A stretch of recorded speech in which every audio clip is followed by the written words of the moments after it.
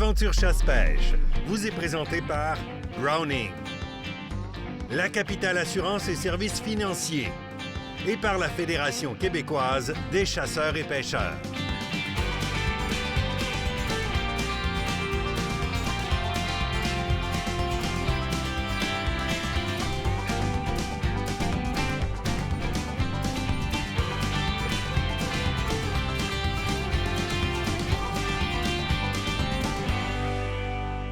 Bienvenue dans votre émission Aventure chasse-pêche. Beaucoup de choses sur la planche ce soir. Kate, on s'en va en reportage dans quel coin? Ben écoute, en fait, c'est pas nous qui s'en va en reportage. On a un petit peu comme lancé Anne-Catherine dans le bain à faire comme va faire tes premières entrevues, toi, ma grande, à Réserve faunique du Chénier avec la Fondation de la faune du Québec, donc sur certains aménagements qu'ils ont fait dans le secteur. Toi, tu dois savoir comment qu'elle s'est sentie, hein?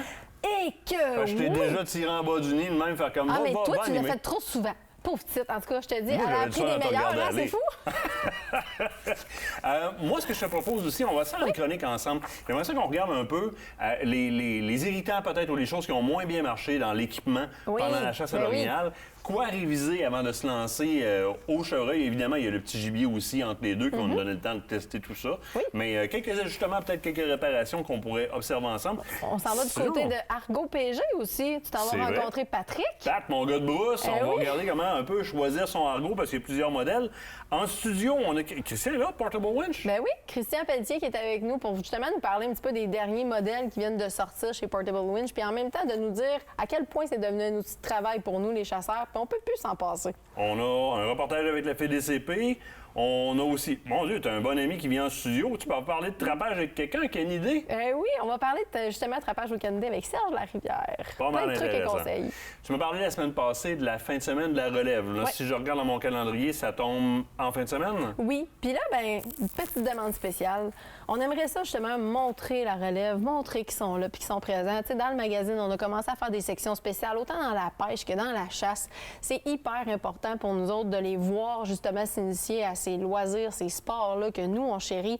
Envoyez-nous donc vos photos. Ah que oui. ça soit sur le Facebook d'Aventure Chasse-Pêche, les nôtres, sur le tien ou le mien encore professionnel, peu importe la plateforme, de toute façon, Joanie, maître des réseaux sociaux, chez nous, va s'occuper de récupérer les photos, puis on va vous repartager. Ça serait juste le fun de pouvoir les voir sur le terrain, Ça je serait même pense. le fun peut-être d'en passer une couple. Là. Nicolas, des fois, il cherche de quoi faire en régie en arrière. Là.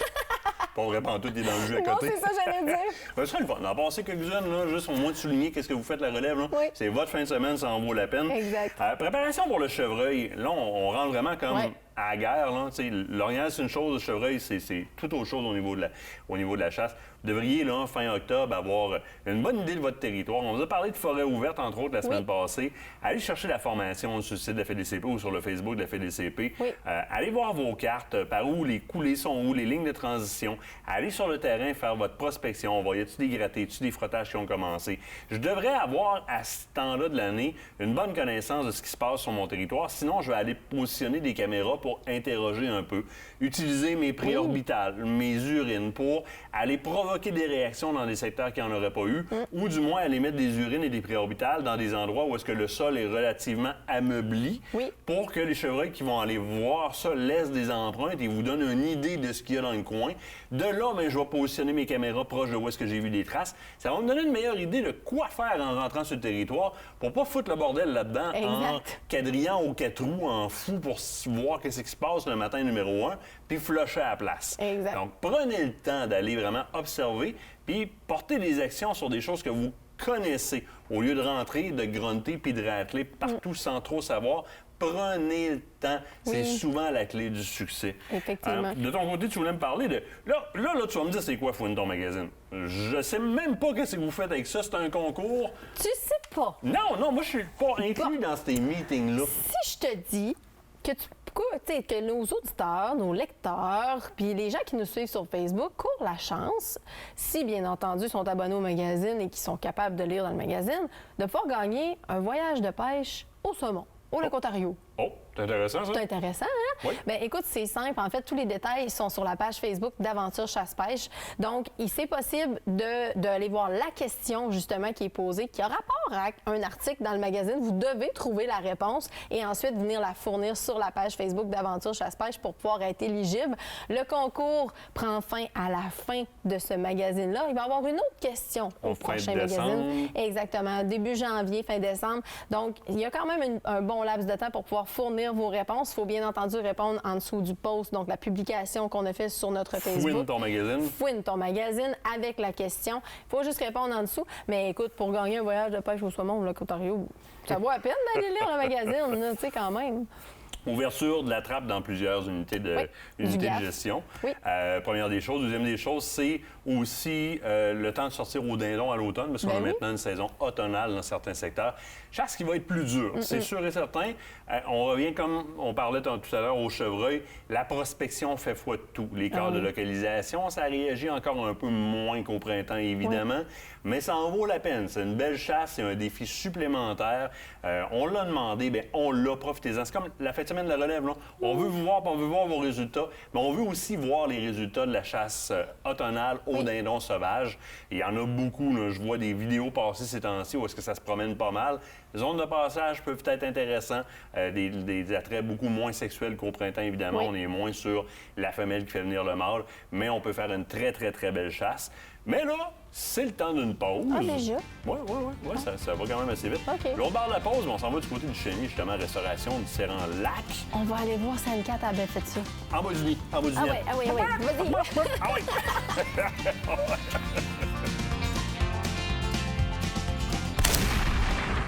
Cette partie d'émission vous a été présentée par Browning.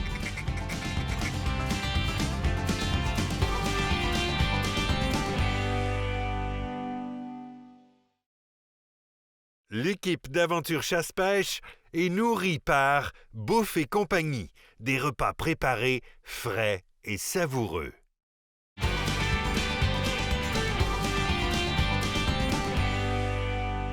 Aujourd'hui, on est à la réserve faunique du Chénier de Terfa et on vient visiter les travaux d'aménagement pour la population de truites mouchetées indigènes.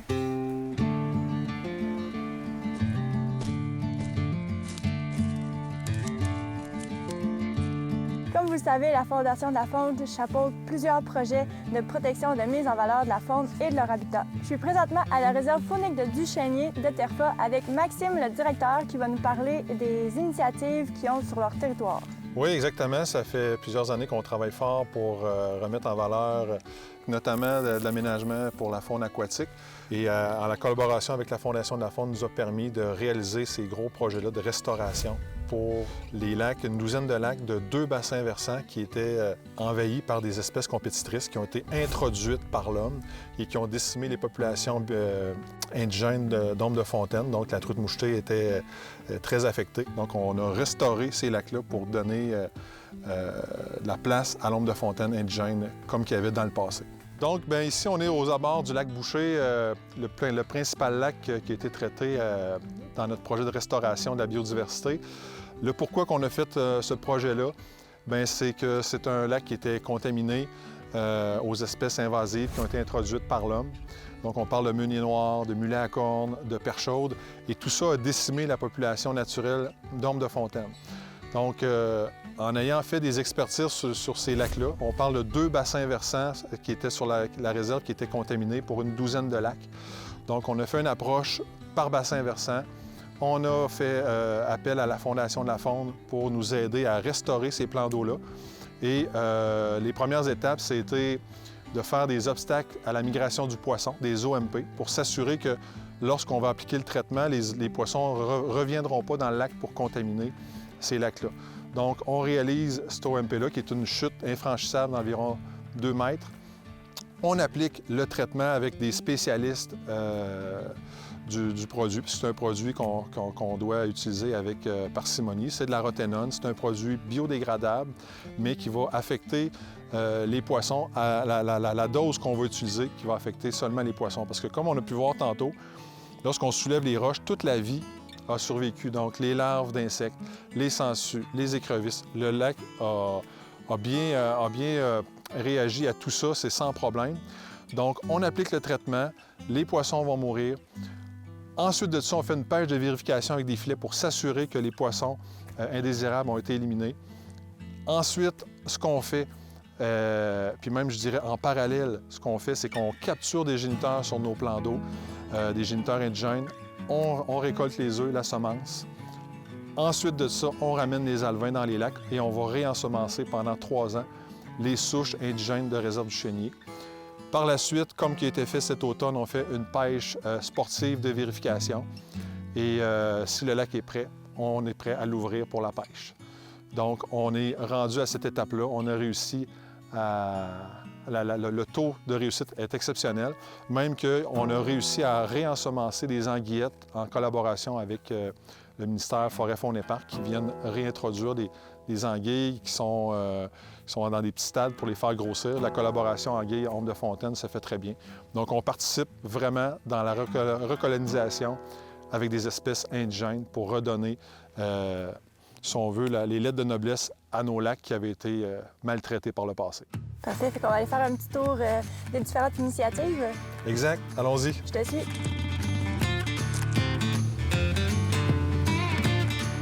Maxime, on est présentement au lac de l'Équerre. Ici, il y a une autre étape. Oui, effectivement, on est au premier lac qui a été restauré. Puis on va aller voir une des premières étapes dans la restauration qui est l'aménagement d'une chute infranchissable, un OMP, en fait, un obstacle à la migration du poisson. Allons-y. Allons-y.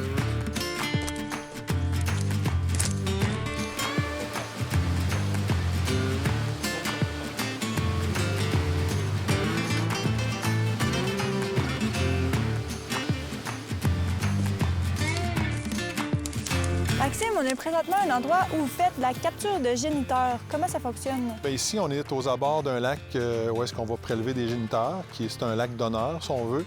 Et les géniteurs qu'on va capturer, on va les mettre dans un bassin de stabilisation pour être sûr qu'ils soient prêts pour la fraie. Donc, à ce moment-là, on va récupérer les œufs, les semences. Le pisciculteur va venir récupérer tout ça. Ça s'en va en pisciculture pour être ramené à la saison prochaine des alevins qui vont être ensemencés dans nos lacs qui ont été traités. Donc, c'est de la souche indigène du chénier qui va être ramenée dans nos lacs restaurés. On va-tu voir dans le bassin s'il y en a? Allons voir.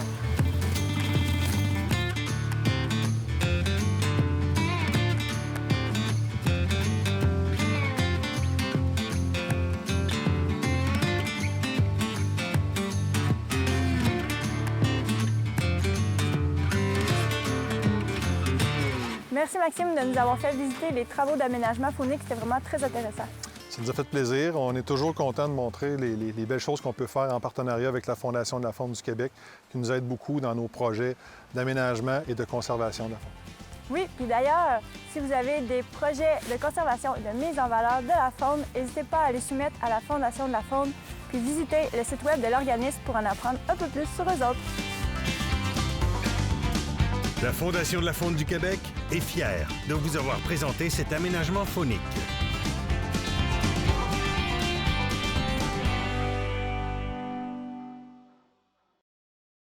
Cette partie d'émission vous est présentée par le groupe Thomas Marine, le plus grand inventaire d'embarcations Princecraft au Québec.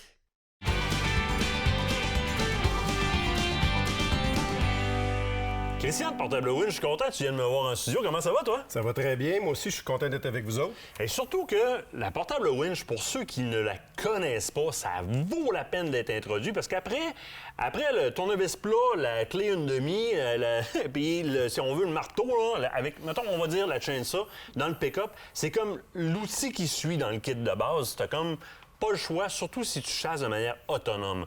Puis pas juste pour les animaux. La première des choses, je veux juste que tu me décrives comment fonctionnent les systèmes. C'est quoi le Portable Winch comme tel? En fait, Portable Winch, d'abord, c'est une compagnie de Sherbrooke. Ça fait presque 20 ans qu'on est en affaires, donc je pense que les gens nous ont vus... T'es copropriétaire, je me trompe pas. Copropriétaire depuis le début. Très, très heureux de ce qu'on est devenu. Donc, Portable Winch, à la base, les gens peut-être connaissent déjà le concept du cabestin qu'on retrouve sur les bateaux. Oui. Le concept, c'est simple. C'est une corde qu'on enroule autour d'un tambour.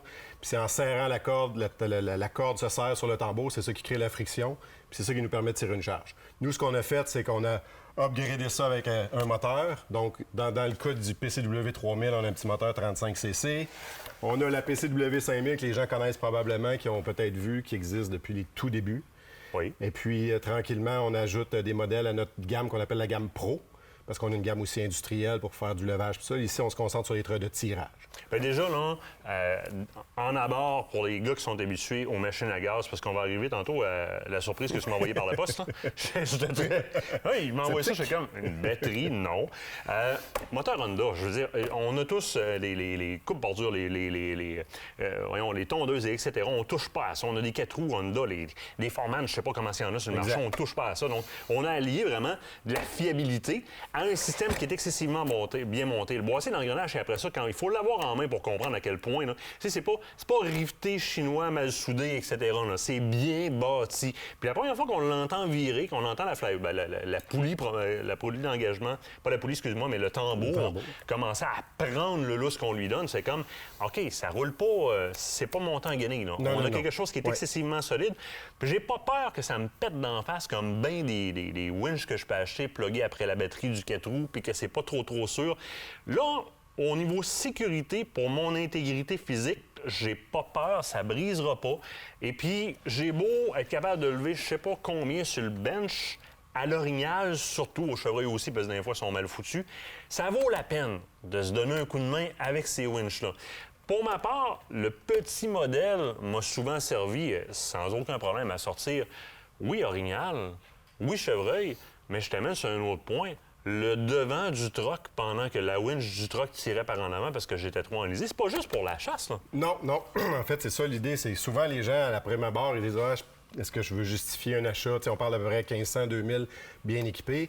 Est-ce que je veux justifier cet achat-là juste pour une fois à la chasse à l'orignal? Mais rapidement, on comprend qu'on peut faire un paquet d'affaires. On peut dessoucher, on peut sortir le pick-up, comme tu disais, sortir les quais, on peut amener ça au chalet. Après ça, un ami qui a besoin d'un outil pour toutes sortes d'autres applications auxquelles on pense même pas tant qu'on ne l'a pas. Oh oui. Là, on reçoit des photos, on reçoit des vidéos de toutes sortes On d'affaires. a tiré des arbres de côté pendant qu'on les abattait pour diriger notre abattage. On a tassé des cabanons avec ça. On a soulevé des coins de chalets en pourvoirie qui étaient en trouble pour donner le pouce que ça prenait pour venir chimer. C'est un outil qui peut servir à tout. Puis pris avec un pick-up dans le bois, tu sais, quand t'es pris à côté sa bedaine sur l'essieu, bien comme il faut, là, ça te prend un coup de main puis c'est pas à bras que tu vas le sortir. Les portables winch arrivent en bout de ligne puis si t'en as pas assez parce que t'as pas de ligne droite, mais que t'as énormément de poulies qui sont disponibles, des poulies simples, poulies doubles comme ça, qui vont donner un sacré coup de main, faire des renvois latéraux, des renvois à l'arrière sur les véhicules. Je veux dire, une fois bien équipé avec les différents systèmes de poulies, il n'y a pas grand place que tu peux aller tirer ton truck que la portable winch ne te ramènera pas sur le chemin. C'est aussi simple que ça. En plus, ce qui est le fun, c'est que tu n'as pas de limite de longueur de corde. Oui. Fait qu'on dit, dans le fond, à la base, tu as 50 mètres, qui est en 165 pieds, mais si tu as besoin de te traîner plus long, tu le traînes. Fait que là, tu peux palanter, doubler, tripler, quadrupler, quintupler ta force. Fait que si tu as un treuil qui te donne 1 tonne en ligne directe, tu peux l'aller jusqu'à 5 tonnes. Fait que tu n'as pas besoin d'un gros treuil. Tu as besoin juste d'une coupe de poulie puis une corde de la bonne longueur pour te sortir de bien des situations. Puis pas de peur de faire de renvoi d'un arbre à l'autre parce qu'on n'est pas dans le bon axe. Il faut le remonter là-bas, le chevreuil est en bas là, puis de faire un beau grand Z pour le remonter en haut. Avec les poulies cintrées après les arbres, là, ça sort très bien. Puis moi, ce qui m'a toujours impressionné, puis que j'adore, c'est le système de fixation. Ouais. À la base, Ouais. avec la strap qui vient avec, je peux venir le fixer à l'entour d'un arbre facilement. Mais tu t'as amené là, ça, là, moi, j'adore ça. Là. Ouais, ça, c'est une petite plaque qui s'installe dans les deux crochets puis qui vient sur la boule du véhicule. Fait qu'en 2 secondes, on est installé prêt. Fait qu'on peut se servir du pick-up. Bien évidemment, on sert de tout ce qui est plus pesant que ce qu'on a à tirer. Dans certains cas, c'est une bonne leçon à apprendre, ça. C'est 4 roues qui s'en va vers l'Orient. C'est drôle de voir un Foreman monter d'un arbre, on va te le dire, là. C'est ça. Fait qu'on a plein d'accessoires, en fait, qui accompagnent les treuils. Fait qu'il n'y a pas grand-chose auquel on n'a pas pensé. On offre des kits selon les applications. C'est facile de conseiller un client. Le gars dit, moi, personnellement, je vais plus à la chasse, mais on a des kits de chasse. Le gars qui sort du bois plus. Fait que tu peux compléter ton kit avec 2-3 accessoires de plus pour à la fois aller à la chasse ou encore sortir du bois, par exemple. Puis, à peu près dans tous les secteurs, tu vas avoir des détaillants, donc tu vas pouvoir arrêter, chercher ce qui te manque. Je montre avec quoi, moi, je transporte ça. Bien, je vais passer à celui à batterie après. Il y a un beau pack-sac comme ça dans lequel je vais venir mettre la portable winch avec un très bon support dorsal pour venir se le mettre sur le dos puis partir avec. Comme ça, vous n'avez pas à la tenir dans vos bras. Mais honnêtement, ça fait bien. On a fait des bonnes distances avec là sans aucun problème. Là, je m'en vais sur celle à batterie parce que toi, tu m'as surpris en m'envoyant ça par la poste. Moi, je suis un gars à gaz. Pour moi, du HP, ça se développe avec de l'octane. Là, j'ouvre la boîte. Bien, Kate ouvre la boîte à la maison. Elle dit, tiens, on s'en va à l'Orient avec ça. Non. Puis je te mentirai pas, j'ai amené ma portable winch à essence pareille. Ben écoutez bien, là. c'est ta batterie, on a chargé ça, on a plugué ça sur un orignal qui faisait 660 livres en quartier, mettons, plus de tête, là, juste les deux pattes, puis les deux fesses, puis les deux dents. On a plugué ça dessus, puis ça s'est envenu comme un charme. Ma batterie, ça fait pas de bruit, puis en plus, c'est plus léger. Oui, bien en fait, clairement, on est tous des amateurs de moteurs, on aime ça, le gaz, puis tout ça, mais la batterie, c'est ce qui s'en vient, hein, on le sait, on peut pas s'en passer. Puis à partir du moment où on a des outils à batterie, on a beaucoup de performance. Ce treuil-là offre 2200 livres de puissance. On a des batteries 80-82 volts au lithium-ion. Maintenant, les batteries ont tellement évolué. Fait que c'est plus un enjeu de puissance, c'est plus un enjeu de fiabilité. Là, maintenant, la batterie, on le voit dans nos tondeuses, on le voit dans nos coupes bordures, on le voit dans tout. Là. Définitivement. Puis vous allez voir le reportage à l'Orignal où est-ce que Kate m'a guidé, on a collecté l'Orignal. Vous allez l'avoir en œuvre. Christian, c'est déjà tout. On peut, n'importe où en région, il y a un sélecteur, il y a un localisateur de détaillants sur le site de Portable Winch. Oui, on a plus d'une centaine de détaillants au Québec, fait que c'est disponible partout, facile à trouver, puis les gens sont bien formés pour vous donner toute l'information. Partez pas sans ça, ça sort très bien l'Orignal, le pick-up ou encore le mononcle d'une mauvaise position. Vous allez adorer ça. On se quitte le temps d'une pause au bord. On parle de choisir son Argo avec la gang de Argo PG.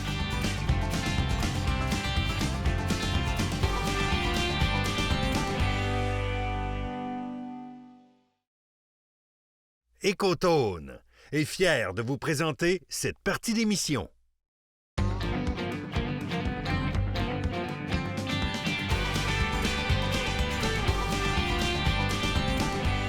Cette semaine, je vous amène du côté des tout-terrains Argo PG. Ce que je veux savoir, c'est la motorisation chez Argo. On les connaît depuis longtemps. Il y a plusieurs types de motorisation, plusieurs plateformes qui existent. Je veux bien me situer là-dedans. Pour ça, on est avec le pro. Patrick, comment ça va? Ça va bien, toi? Ça va super bien. Patrick, Argo, la gamme passe, si je ne me trompe pas, de 6,50 à 9,50. Je vois beaucoup de véhicules 8,50, 9,50 sortir d'ici. Y a-t-il une raison pour laquelle, chez vous, ici, vous êtes particulièrement dans ces grosseurs de motorisation-là? La plupart de notre clientèle travaille beaucoup avec les machines, puis on est dans un coin montagneux. Fait qu'on y va avec un plus gros moteur puis une transmission plus performante. On a du 850, 950, puis les transmissions, c'est Admiral. Parce que dans les plus petites motorisations, si on part, mettons, il existe, je ne me trompe pas, c'est quoi, 600, 650, 700? Oui. À ce moment-là, c'est même pas la même transmission qu'il y a là-dedans. Là. Non, la transmission standard. Cette transmission-là fait que la machine est 4 roues motrices au lieu d'être 8 roues motrices. Quand on veut tourner, on break un bord, puis l'autre côté tourne. Alors que sur ceux-là, on ralentit d'un côté, puis l'autre côté accélère. On reste 8 roues motrices constants. Je te pose une question en partant. Si j'ai l'intention de me servir de chenille sur mon Argo, c'est automatiquement je vais devoir me situer dans les motorisations plus du côté 850, 950? Au moins. Parce qu'en bas de ça, c'est moins plaisant dans la neige. On est beaucoup plus porté à manquer de force. Puis beaucoup moins facilité à tourner dans la neige. Puis plus que tu fais travailler ton moteur, plus que tu l'uses prématurément si c'est pas fait pour ça, évidemment. Éventuellement. Tu me parles de force de moteur au niveau 850, 950. La différenciation entre les deux en termes de force de moteur, c'est quoi? Il n'y a pas grand force de différence. Il y a juste 7 forces de différence entre les deux modèles. On a 33 puis 40, mais ça va être surtout quand le véhicule est chargé qu'on va voir la différence quand on monte une côte ou quand on traîne une grosse charge en arrière.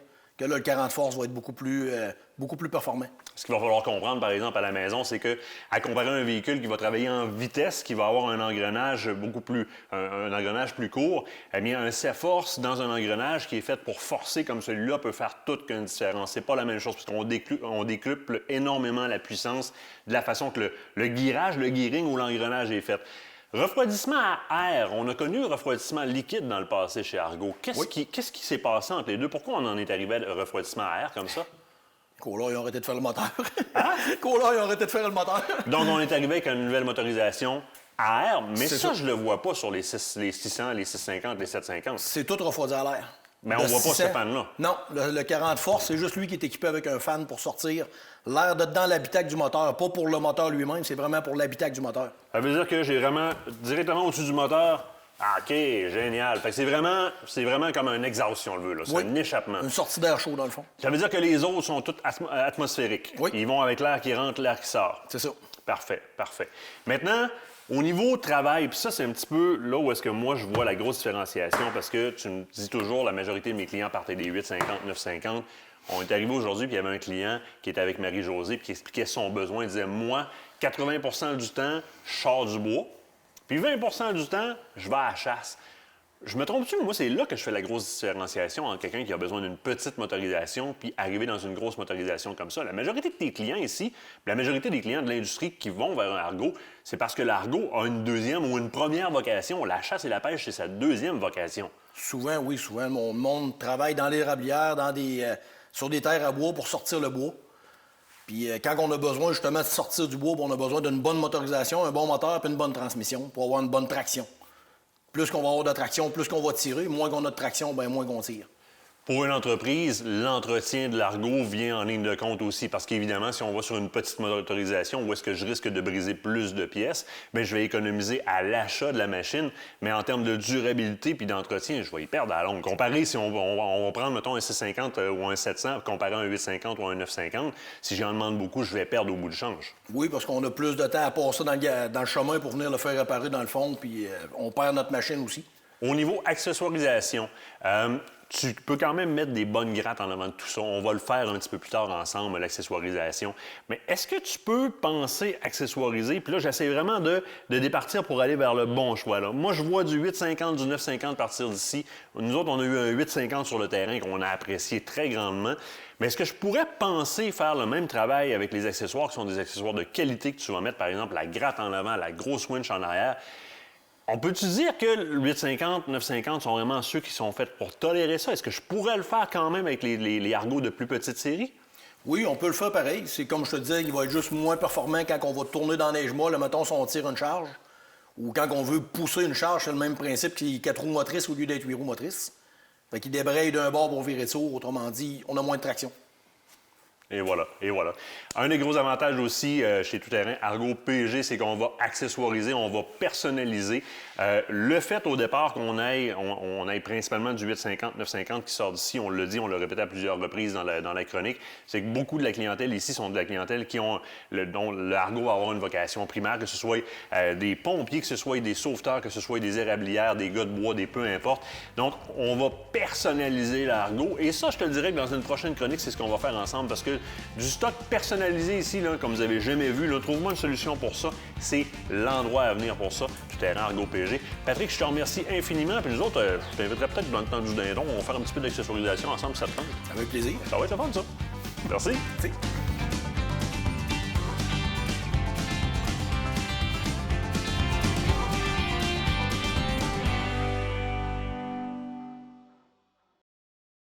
Cette partie d'émission vous est présentée par le groupe Thomas Marine, le plus grand inventaire d'embarcations Princecraft au Québec.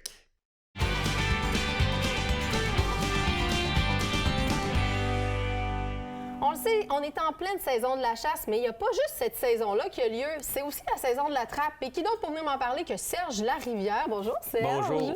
Merci d'être là avec nous dans le studio. Écoute, aujourd'hui, on va parler de trappe, mais on va se concentrer sur un sujet parce que la trappe, c'est hyper varié. Il y a beaucoup d'espèces, beaucoup de techniques. On va se concentrer sur les canidés. Donc, canidés, ça comprend quoi exactement? Renard, coyote, loup. Oui. Mais surtout, on va parler des renards et surtout des coyotes. Ah bon, OK, parfait. Et pourquoi on va se concentrer sur ces espèces-là? Bien, le coyote, c'est comme l'animal que tous les chasseurs de chevreuils rêvent de gérer sur leur secteur de chasse. Fait un bon trappeur de coyote, c'est un ami du chasseur de chevreuil. Fait qu'on va parler de ça. C'est vrai. Puis de toute façon, on le dit pas assez, je pense. Hein? La trappe, c'est aussi un outil de gestion, tout comme la chasse l'est. Fait qu'écoute, moi, je pense qu'on devrait peut-être commencer par comment on fait pour cibler un territoire, pour dire qu'on va trapper le coyote à cet endroit-là. Comment on fait pour faire notre prospection? Ça doit se faire un peu comme au chevreuil ou à l'orignal? Absolument, sauf que contrairement au chevreuil, des coyotes, il y en a partout. Ah, OK. Bon. Si on a accès à un bon territoire de chasse, ils vont avoir à quelque part sur ce territoire-là une place pour trapper des renards et des coyotes. OK. Fait que souvent, on va essayer de trouver un endroit sur la terre, sur le lot, où on a accès, qui nuira pas à notre chasse, qui va être assez loin de notre site de chasse. Oui. Et là, on va pouvoir concentrer nos efforts de capture à cet endroit-là. OK. Comment tu fonctionnes à partir du moment où tu as décidé ton lieu? Comment tu fonctionnes? Est-ce que c'est des enclos? Parce que, bon, je ferai pas comme si je m'y connais pas, j'en ai déjà fait un peu. Absolument. Tes techniques, toi, de ton côté, c'est quoi? Est-ce que tu fonctionnes par enclos ou simplement tu installes des collets de manière aléatoire? Ce qu'on rêve de trouver sur chaque terre, là, c'est une place là, pour faire un bel enclos, justement. Un regroupement de collets. Donc, on va déposer des appâts, soit soit les abats de notre chevreuil qu'on a récoltés, des abats obtenus d'un boucher, des restants de notre chasse à l'outarde, à l'oie blanche. On va mettre ça dans un coin, puis on va disposer des collets autour de ça. Ça, c'est vraiment la technique la plus simple et la plus efficace pour capturer renard, coyote et loup et lynx, s'il y en a aussi. Effectivement. Absolument. Donc, côté collet, comment qu'on fonctionne pour choisir le bon collet? Y a-t-il un diamètre précis qu'on a besoin? Oui. Bien, quand on ne sait pas s'il y a renard, coyote, on va toujours être prudent, on va prendre des collets à coyote. OK. Fait en fait, dans la grande majorité du Québec, on pourrait dire excepté peut-être l'Abitibi, la Côte-Nord, où là, il y a juste beaucoup de loups. Oui, c'est ça. Et pas beaucoup de coyotes, mais on va normalement prendre des collets à coyote. Un bon collet à coyote, on va en avoir différents modèles ici. Ça va être un collet avec une barrure à levier. Donc soit une barrure Emberd, comme celle-là que tu as là. Oui, je vais essayer de la montrer comme il faut à la caméra. Avec un ressort de mise à mort. Puis les collets, c'est très intéressant, Kate, parce que ça a énormément évolué dans les dernières années. Jadis, on avait juste une barrure sur le collet. Maintenant, on a les barrures. On a un dispositif pour relâcher les cerfs de Virginie qui pourraient se capturer accidentellement par les pattes. Ce que les trappeurs appellent des S-hooks, des crochets en S. Et on en a un sur le modèle de collet qui est ici. Oui, je vais pouvoir le montrer juste après. Donc, juste ici, dans le fond, le S-hook, qui est la partie vraiment entre la barrure puis le ressort. J'ai essayé de le montrer comme il faut, mais c'est des petites pièces. Hein? Donc, juste ici, au centre, là, on le voit. Donc, ici, c'est le S-hook. Ça va permettre justement à ouvrir si jamais on fait une capture d'orignal. Exactement. Le S-hook, lui, il est en aluminium plus malléable. Fait que si on capture un cervidé, un chevreuil ou même un orignal par une patte, en tirant, il va déplier le S-hook et se relâcher, s'entraîner avec lui le collet. Fait qu'évidemment, pour le trappeur, c'est un avantage. On n'a pas à gérer cette capture-là. Mais la première chose à faire pour le trappeur, c'est d'éviter les endroits où il y a un risque. Donc, évidemment, un sentier d'orignal, une traîne de chevreuil, évidemment, on ne mettra pas de collet dans ces endroits-là. C'est des endroits à risque. Si jamais, justement, on fait une capture accidentelle, on doit le signaler.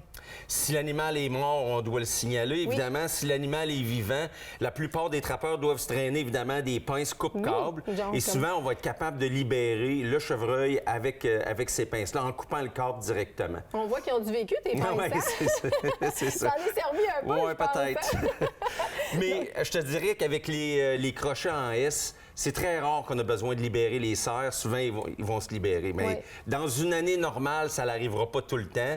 C'est vraiment accidentel, on va dire. Puis c'est pas rare, si c'est un orignal, surtout, de retrouver son collet quasiment à la hauteur de la tête. Parce que ça crée un bon coup de patte pour se libérer. Le S va avoir ouvert, l'animal est libre, puis il n'y a aucun problème. Exactement. Ensuite de ça, je vois que tu as un autre système de barrure avec ce collet-là, justement. Ça, je te dirais que c'est le collet le plus moderne que j'ai emmené ici en studio.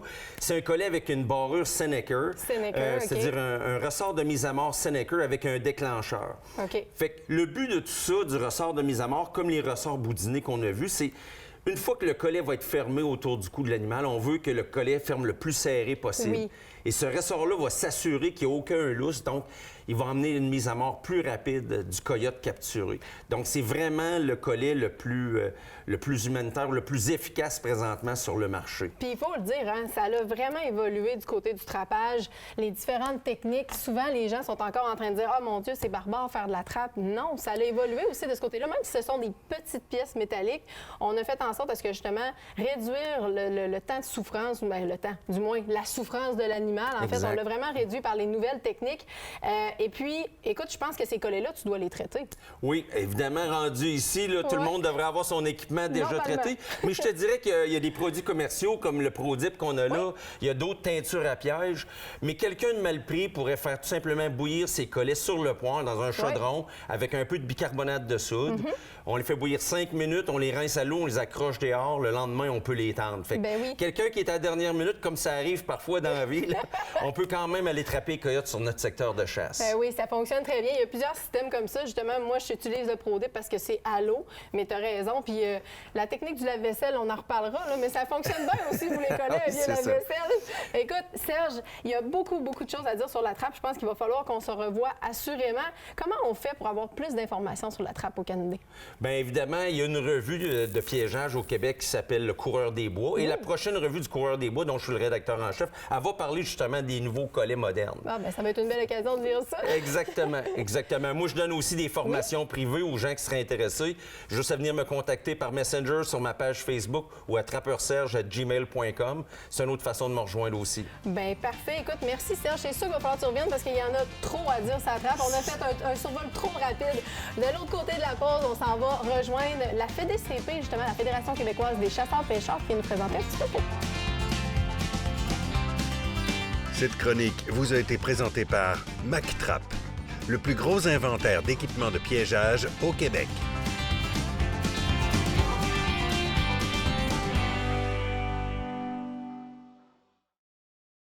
Cette partie d'émission vous est présentée par la fromagerie Victoria, authentique et familiale depuis 75 ans.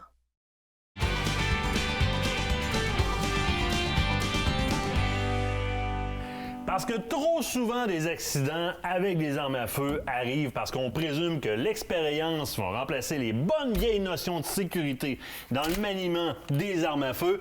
J'ai avec moi un bon ami, Dominique Massé, qui est ex-militaire. Oui.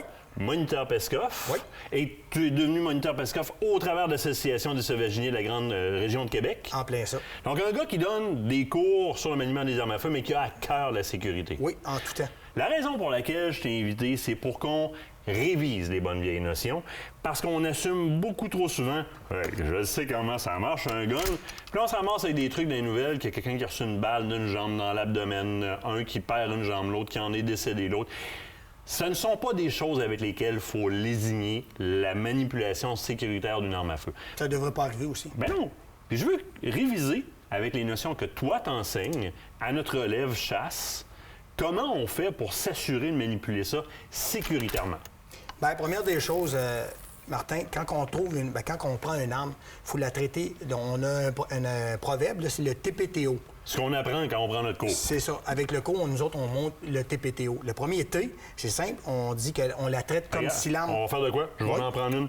Je vais en prendre une. Là, ici, on a un mécanisme levier. Je vais prendre quelque chose de plus usuel un peu. Oui. On va dire que je l'ai trouvé, donc le mécanisme, il est fermé. Il est fermé. Donc, le premier T, donc, traiter l'arme comme si elle était toujours chargée? Comme si elle était chargée. Oui. Fait que là, on suppose qu'elle est chargée, mais on ne sait pas si elle est chargée ou pas. Après ça, le P, on la pointe dans une zone sécuritaire. Normalement, on la met toujours parallèle, oui. Mais parce que des fois, le maniement de l'arme... Ici, on veut montrer à la caméra, donc... on va la mettre dans les airs, il n'y a pas de du studio, il n'y a personne. Ensuite, on a dit on la traite comme si elle était chargée, la pointe dans une zone sécuritaire. L'autre, le T, le tenir loin de la détente. OK. On ne met pas le doigt sur la détente parce qu'on a toujours une tendance quand on est jeune. Quand on avait des petits tient une arme comme ça souvent. On tient le doigt sur la détente, c'est fini, le coup peut partir. Fait que ça, c'est une zone interdite pour l'instant. Une zone interdite. Okay. Ensuite, le haut, on ouvre l'arme. Là, il faut que je te dise de quoi. À partir de maintenant, ton arme, elle ne peut pas tirer. Qu'elle soit ouverte quelques millimètres ou de 4 pieds de long, ton arme ne tire pas. Et automatiquement, elle ne tire pas. On va se le dire, là, ici, on a une arme à verrou. À verrou. Si on transfère, on va prendre ici, je vais juste la fermer momentanément. Semi-automatique. Semi-automatique. Donc, lorsqu'on parle d'ouvrir le mécanisme, ma culasse que je recule avec une poignée sur l'arme à verrou, ici, je vais venir la barrer en position ouverte. Automatiquement, elle ne tirera pas. Si je suis avec une arme... À levier. Donc, ne bouge pas. Je vais juste mettre ça pour pas que ça tombe. Je suis assez bon, moi, pour faire tomber des armes en studio. Comme élément appelé Winchester, parce que dans le cowboy ou chose en même. Exactement. Je vais venir tout simplement ouvrir le mécanisme. Donc, je peux voir à l'intérieur du mécanisme. Là, mes armes sont ouvertes. Donc, mon haut est fait. Après, le haut vient... On tombe dans le prouver. Parce que là, il faut que tu te prouves à toi puis aux autres alentours, parce que c'est une arme de quelqu'un d'autre, que ton arme est sécuritaire. En faisant le prouver, on va l'appeler le P. Encore une fois, tu pointes ton arme dans une zone sécuritaire. Oui. Après ça, le R. Le R veut signifier on retire toutes les cartouches qu'on a dans l'arme. Ça veut dire que ça peut être un magasin tubulaire. Si c'est un magasin tubulaire, on est obligé de faire le va-et-vient jusqu'à temps qu'il n'ait plus. Si on a un magasin amovible, comme celui-là, on enlève et on dépose le magasin sur le plateau. Toute balle qui serait dans le mécanisme a été éjectée en même temps. Donc là, logiquement, c'est vide. C'est vide. Ensuite, le haut, dans le prouver, c'est ouvrir le mécanisme. il est déjà ouvert. Fait que ça, c'est une application qu'on n'a pas besoin de faire d'over. Et ensuite, le V, on vérifie le trajet d'alimentation. Le trajet d'alimentation, c'est partir de la cartouche où ce qu'elle est, rentre dans la chambre. Donc, jusqu'à la chambre. Je pourrais aller faire une vérification tactile. Oui, avec ton doigt, peu importe.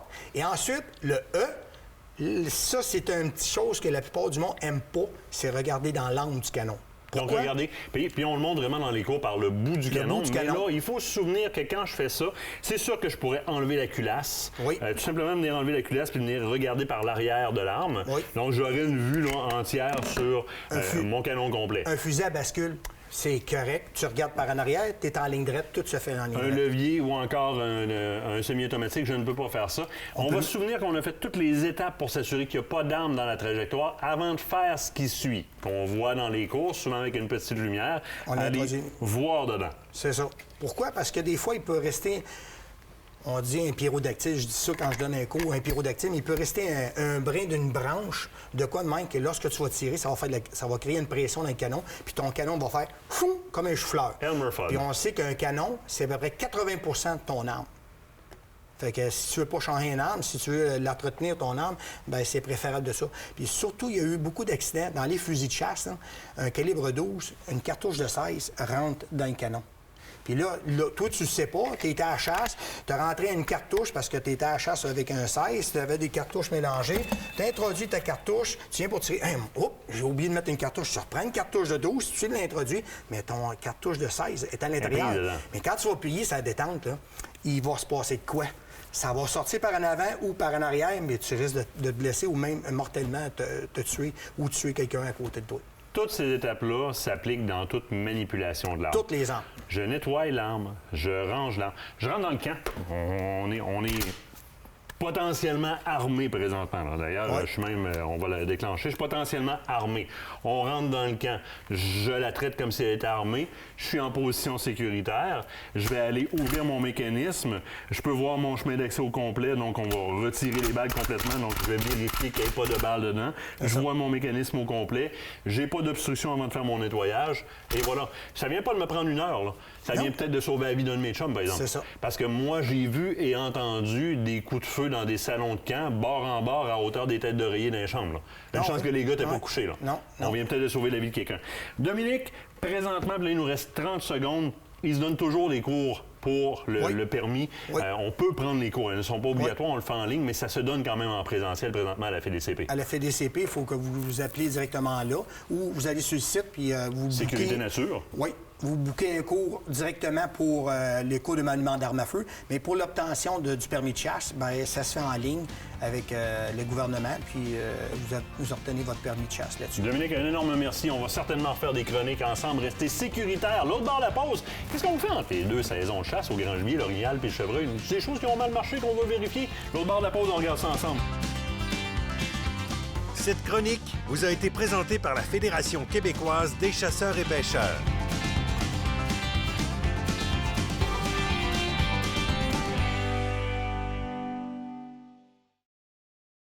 Cette partie d'émission vous est présentée par le groupe Thomas Marine, le plus grand inventaire d'embarcations Princecraft au Québec.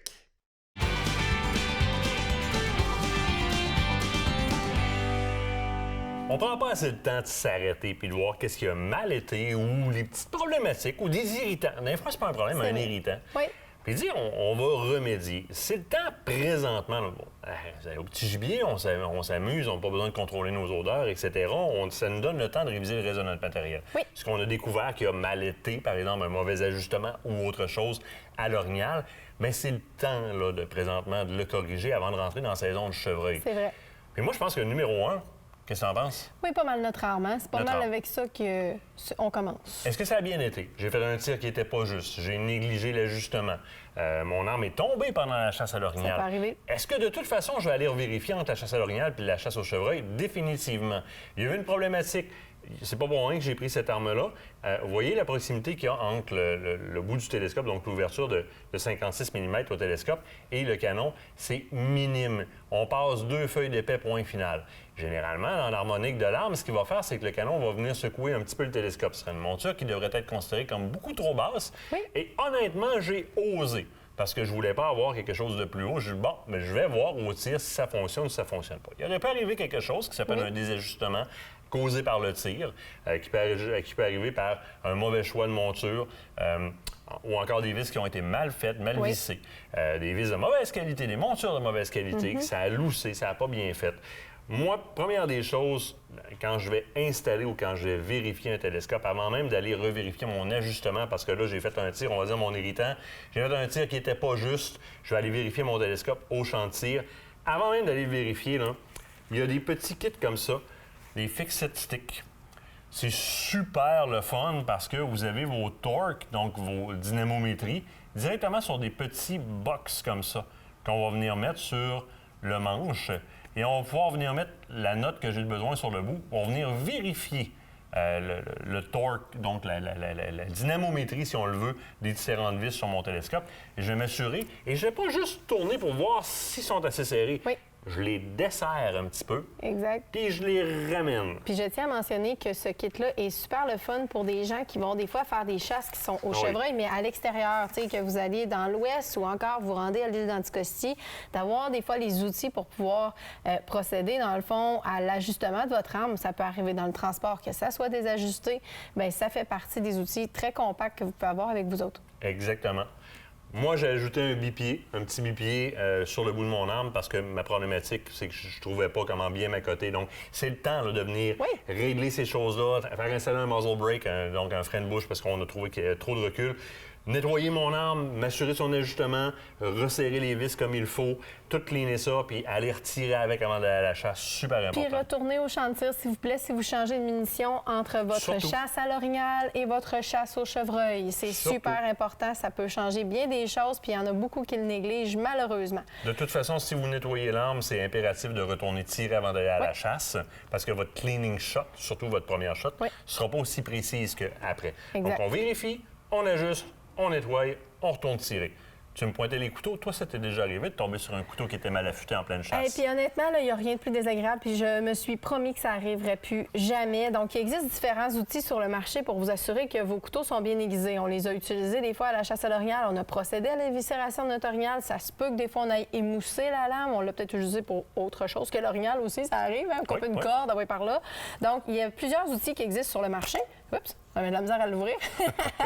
Il y en a qui préfèrent vraiment y aller, tu sais, en frottant pour donner un certain angle, là, vraiment comme il faut au couteau, donc avec certaines pierres ou encore de la céramique aussi. Ça peut se faire. Des pierres japonaises, la céramique. C'est ça. Mais s'il y en a qui sont pas... Il existe d'autres outils aussi, là, des fois, qui sont pas à l'aise avec ces outils-là. Mais de garder l'angle, souvent, c'est l'irritant. C'est ça, c'est de garder l'angle, le problème. Donc, on a trouvé cette espèce de petit outil-là, justement, sur Amazon. C'est vraiment un petit outil génial. Donc, vous voyez que le couteau est justement bien placé là, dans une pince, donc il ne bouge pas. Ici, j'ai justement la petite... si on veut, c'est comme la pierre. C'est ça, c'est la ponce, dans le fond, qui va nous servir. C'est la poussière de diamant, non? Oui, là, je vais aller me placer du côté où on peut se le voir. Là. Donc, j'ai juste à rentrer la tige du bon côté et puis je vais aller donner l'angle que je veux au couteau pour aller frotter dessus. Donc, juste comme ça. Et puis, on peut choisir l'angle. On le voit peut-être pas très bien ici, mais vous avez les angles de bien écrits là, sur le côté. Donc, le 30, le 25 et le 20 degrés. C'est souvent la problématique qu'on a lorsque vient le temps de, justement, là, faire l'angle sur le couteau. Donc, ici, on a vraiment aimé ça. C'est super compact. Ça se traîne très bien partout. Puis, ça se manipule A1. Bien, absolument. Puis, je veux dire, tu vas vraiment toujours avoir le même angle. Oui. Pour ma part, souvent, je vais dire, bon, ben, je prends la peine d'aiguiser mon couteau avec ça. Vous voyez, j'ai échappé mon arme. Il va falloir que j'aille checker mon télescope. Faire sa part. Mais il y a un outil que j'utilise très, très, très souvent, qui est le Work Sharp, comme ça. C'est Stéphane Monette qui me l'avait présenté en comptant dans un chalet. Il y a un angle prédéterminé. Je peux changer les couverts pour avoir d'autres angles. Puis c'est un ruban. Je vais choisir la rugosité de mon ruban. J'ai différents rubans que je vais pouvoir venir changer dedans. Et c'est électrique. Donc, je vais appuyer dessus. Et je vais venir passer ma lame, zoom des deux côtés, tout simplement. Donc, c'est quasiment un petit moteur, tout simplement. Ça fait virer la strap, puis je vais passer la lame. Honnêtement, c'est ce qui me donne à date les meilleurs résultats. Je veux dire, si vous n'avez pas peur d'avoir un petit marquage sur le côté de la lame, là, ça en vaut la peine d'utiliser ça.